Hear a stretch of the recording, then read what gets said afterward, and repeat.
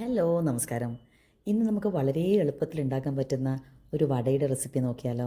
ഞാൻ അതിനായിട്ട് കുറച്ച് നല്ല പുളിയുള്ള തൈരാണ് കേട്ടോ. അതിനെ നന്നായിട്ടൊന്ന് കടഞ്ഞെടുത്തു. അതിന് ശേഷം നമ്മൾ പത്തിരിപ്പൊടി കേട്ടോ, പത്തിരിപ്പൊടിയാണ് ഉപയോഗിച്ചിരിക്കുന്നത്. പത്തിരിപ്പൊടിയും കൂടെ ഇട്ട് അതിൻ്റെ ഏകദേശം ഒരു കൺസിസ്റ്റൻസി നന്നായിട്ട് നമുക്കിങ്ങനെ നുള്ളി ഇടാൻ പറ്റണം കേട്ടോ.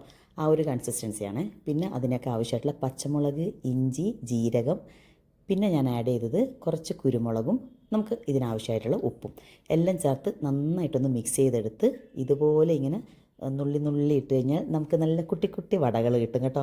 അരി കൊണ്ടുണ്ടാക്കിയ വടയാണ്. നല്ല ടേസ്റ്റാണ് കേട്ടോ. അതുപോലെ തന്നെ നല്ല സോഫ്റ്റാണ്, കഴിക്കാൻ നമുക്ക് നല്ലോണം ഇഷ്ടപ്പെടും കേട്ടോ. ഇതിന് കറിയുടെ ആവശ്യമൊന്നുമില്ല. എങ്കിലും നിങ്ങൾക്ക് വേണമെന്നുണ്ടെങ്കിൽ നമുക്ക് സാമ്പാറോ അല്ലെങ്കിൽ എന്തെങ്കിലും തേങ്ങാ ചട്നിയൊക്കെ കൂട്ടി കഴിക്കാം.